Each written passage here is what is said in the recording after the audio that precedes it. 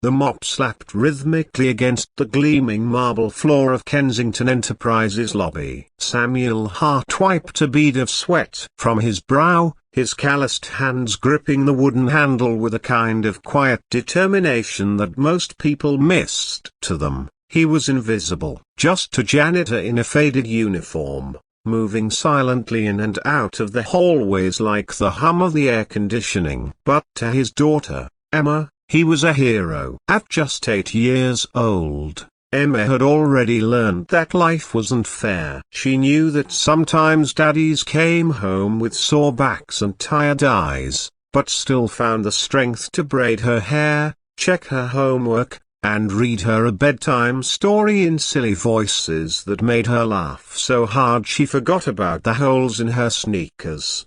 Samuel had been a high school teacher once, before tragedy struck. His wife, Lily, had fallen sick not long after Emma's 3rd birthday. The medical bills swallowed their savings, and when the school district downsized, Samuel was one of the first to go. By the time Lily passed, he was left with debt, a broken heart, and a daughter who looked at him with wide eyes as though he still hung the moon.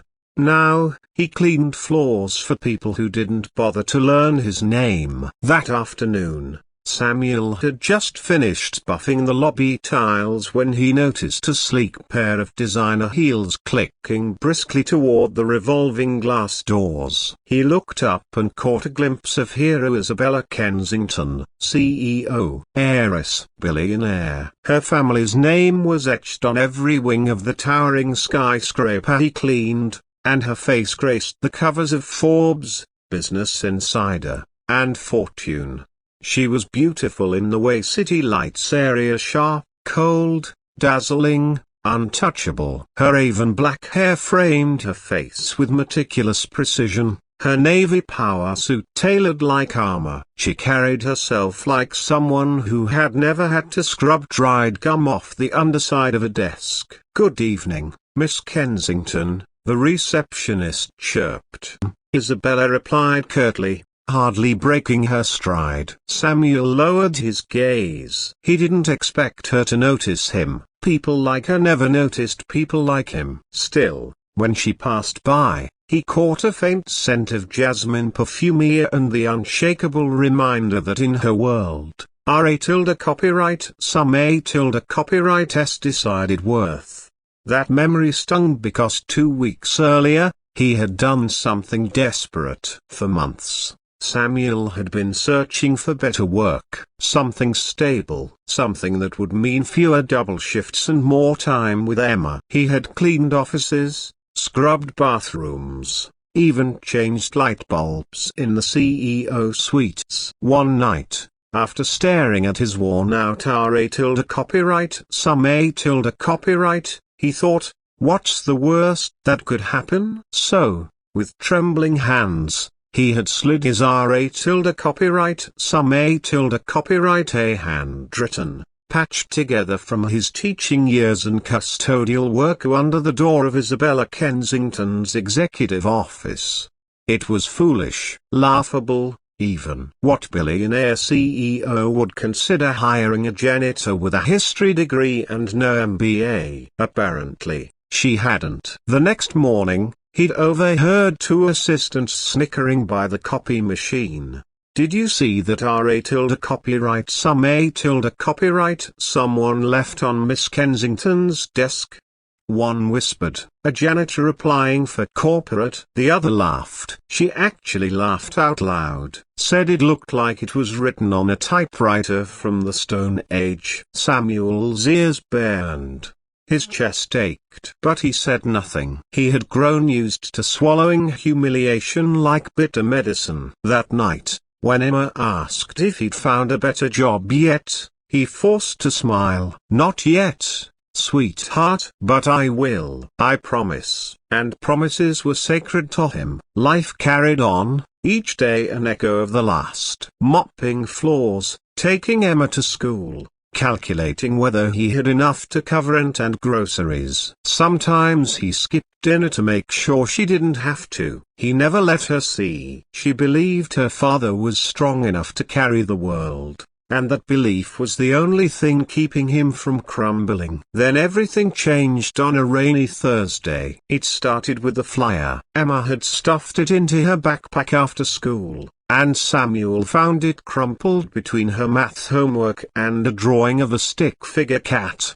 Kensington Orphanage Annual Gala. Help us raise funds to save our children's home. The Kensington Orphanage. Samuel knew it, the old brick building on the east side of town, with peeling paint and a sagging roof. He and Lily had volunteered there once, years ago, before Emma was born. He remembered the child Rena, bright-eyed, hungry for attention, clutching donated toys like treasures. He also remembered the rumors that the orphanage was struggling, that funding was running dry, that unless someone intervened, the city would shut it down. Emma tugged at his sleeve. "Daddy, can we go to the gala? My teacher said it's really important." Samuel hesitated. The gala was an invite-only event, filled with the city's wealthiest elite. Tickets cost more than 3 months of his salary. But Emma's eyes were hopeful. "Sweetheart,"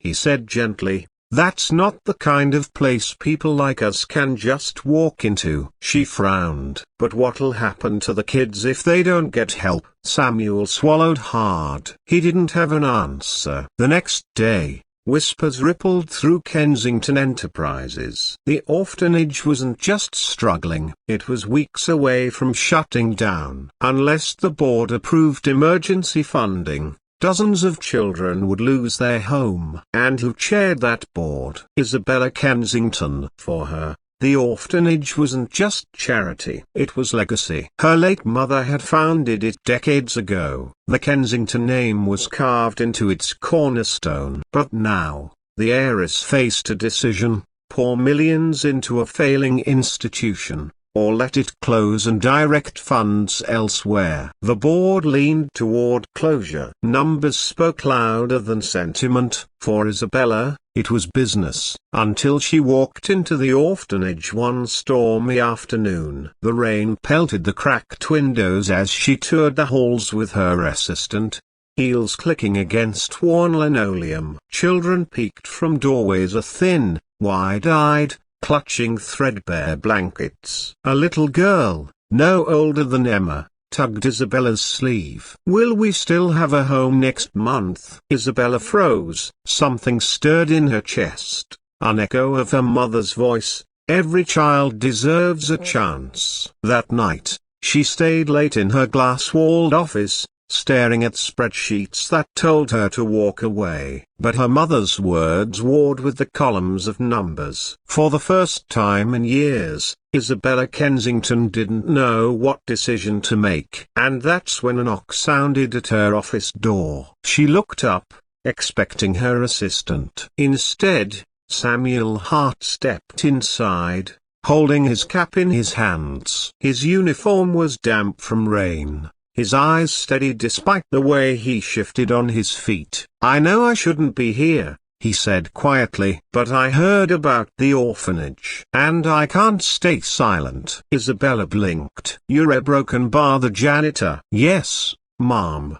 He cleared his throat. "And once, I was a teacher. I know what it means when a child loses their safe place. I know what it means to have nothing left. Those kids deserve better. And if you're thinking about closing it, I'm asking you to reconsider." Isabella arched an eyebrow. No Ania spoke to her like that. "And what would you suggest I do, Mra broken bar?" "Hart." Samuel Hart. He straightened, gripping his cap like a shield. "I may not have money, I may not have a fancy degree, but I can promise you, Thizu, if you give those children a chance, people like me will stand with you. We'll volunteer. We'll fundraise. We'll fight for them. All you have to do is let us." Isabella studied him, her expression unreadable. Then, to Samuel's shock, she laughed. Not cruelly this time, but softly like someone caught off guard. "You're the one who left that RA tilde copyright some A tilde copyright,